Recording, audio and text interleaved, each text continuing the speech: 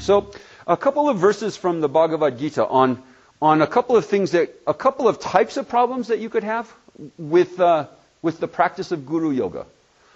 The first one is from the 3rd chapter. This is Arjuna speaking. He's speaking to Krishna. Krishna's his teacher, right? You confuse my mind with so many seemingly inconsistent teachings. Can't you just tell me one invariable thing through which I may attain the highest good? See, and this, if you are working with a good spiritual teacher, this one will definitely come up. Definitely. Because a good spiritual teacher isn't just keeping you in your comfort zone all the time. See? And what they said last week may be very, very different from what they say this week. And then we all have to say, wait a minute. You know, just when I thought I got it last week, now you're changing on me. Don't go changing. Right? Why are you changing? You're changing on me all the time. Changing it up. And of course the teacher's going to change it up. Of course. Because they're pushing you.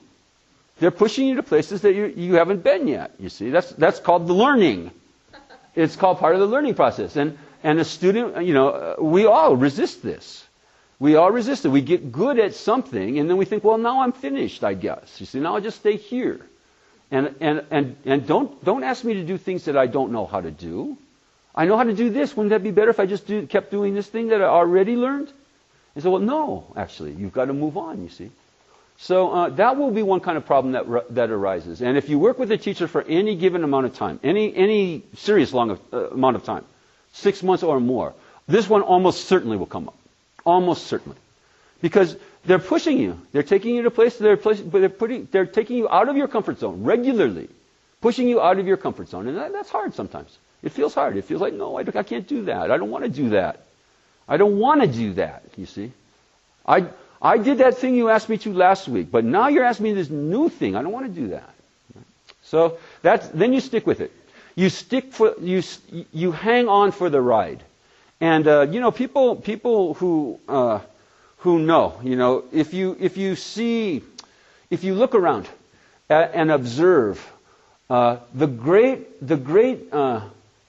achievers, the ones who make real spiritual progress are the ones who stick with it. If the people who quit, they don't make much spiritual progress. It's people who hang on for the ride, and the ride can be very, very rough. But it's people who just like persevere. And in our group, I'll just tell you, some of you know about Geshe Michael and so forth. You can count on about 2 hands the kind of people that stick with him for 20 years now. Okay, it's been now 20 years or so, and on 2 hands basically. You know, he attracts hundreds of people. Hundreds of people come to his teaching and stuff like that. But about 10 people manage for 20 years. You see, that's how hard it is. You see, really hard. And what we call the karma for sticking with a teacher can be very, very tenuous, very difficult. It's very, very easy to say, oh, this isn't working out. This is, now he's gone too far. Now she's saying this with these others. Now she's doing yoga, for Christ's sake. No, when we all started, studying with Geshe Michael, it's all like, well, we're all Buddhists, and Buddhists don't do yoga. That's a Hindu thing. And then, in the middle of the 3 retreat, the word came out. It's like, everyone do yoga now. Lama's doing yoga. Everyone do yoga. So, yoga? What is Buddhism? So, not really. And they just twist it up like that. And then a couple of years go by and you understand why. Then you understand, after a couple of years, you understand why you were supposed to do yoga. But at first you probably don't understand. It's hard. It's well, I remember there was big blowback on this. In the 3-year retreat, there was big blowback on this. I was why are we doing it? What is the yoga? I thought we were Buddhists, right? And then a couple of years go by, and then the picture gets filled in. You understand why. But so there's a moral to that story, kids, and that is lamas know stuff you don't know. The religious teacher knows stuff that you don't know, and there's a kind of a lag, usually a lag period, usually a period of lag, behind which you're behind the 8 ball when it comes to the guru.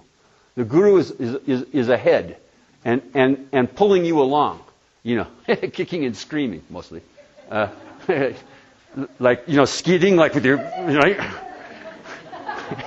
pulling you along, skidding behind you. And then you catch up to where they were, and you go, oh yeah, I understand now. But then they're always like a little ahead of you. So they're still skidding. See? Always still skidding.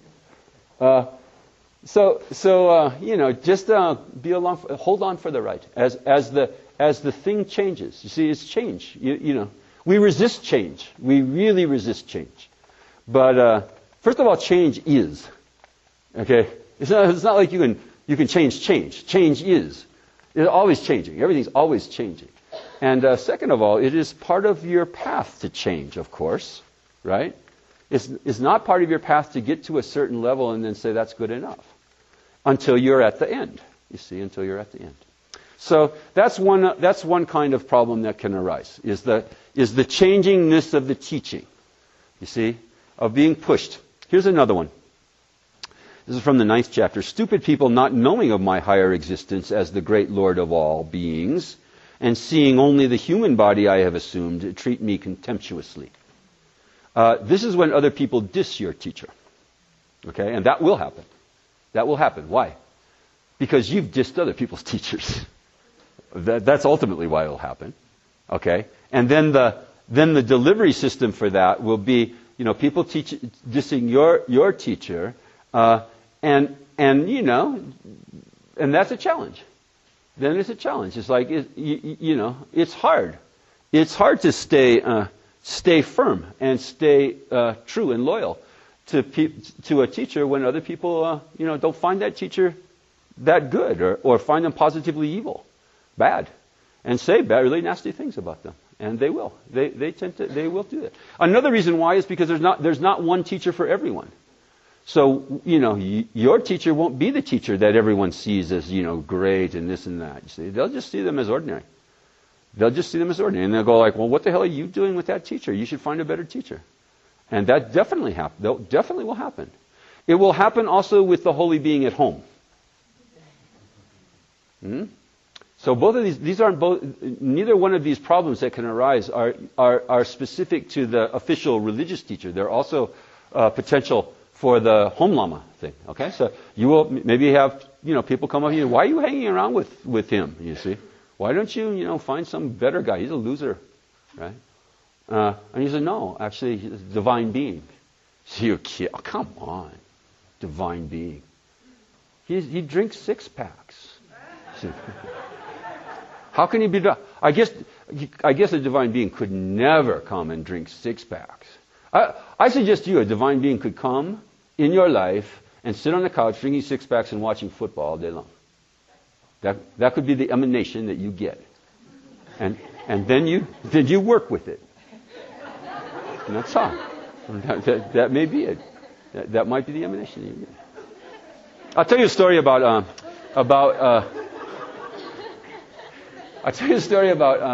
Geshe Michael's teacher, Ken Rinpoche.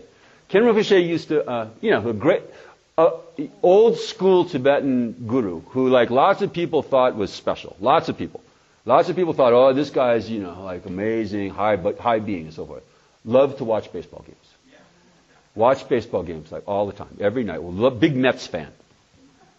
And, Geshe Michael would come home from work and they'd sit around watching baseball games, eating popcorn. So he'd be with his Lama. And Geshe Michael tells a story of them, like, watching a game together one time, and it's like the bottom of the 9th inning, tied game, last batter up, 3-2 count, and Rinpoche gets up and turns the TV off. It comes up to the highest crescendo of the game. What was he watching? See? What was he seeing? When he was watching, when the Mets game was on.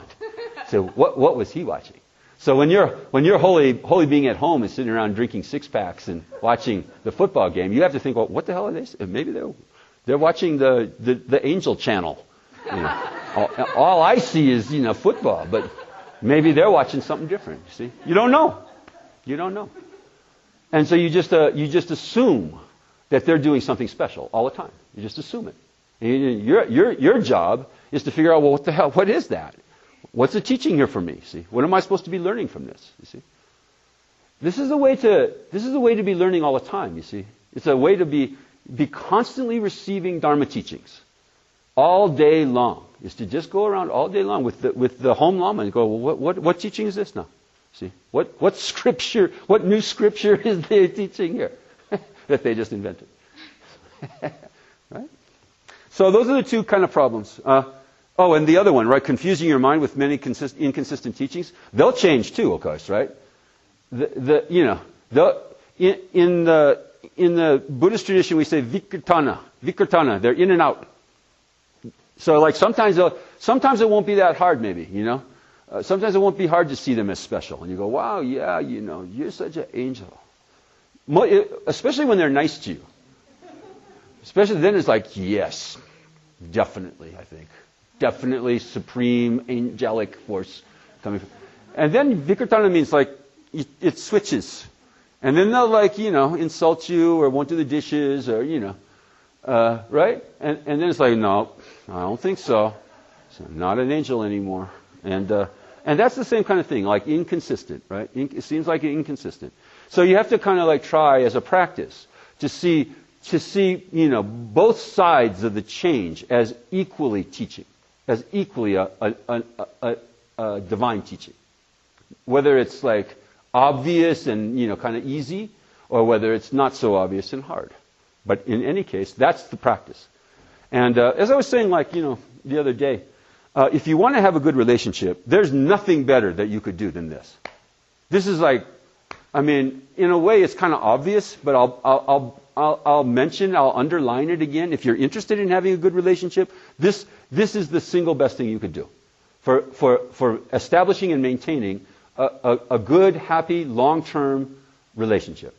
And pretty much any other alternative is not going to work out, actually. It's tenuous at best.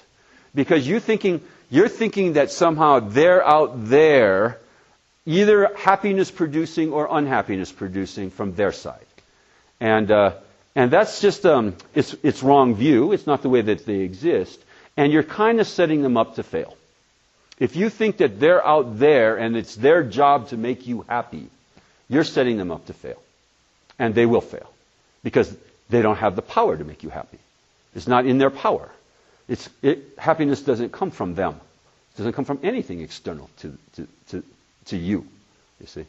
So, if you want a good relationship, you might try some version of what you're learning this weekend. And if you want to do the whole enchilada, this is a very, very quick and powerful way to get to high spiritual states very quickly. To start seeing, without trying, to start seeing magic in your life. And you start that process by just pretending, by just imagining, well, what if?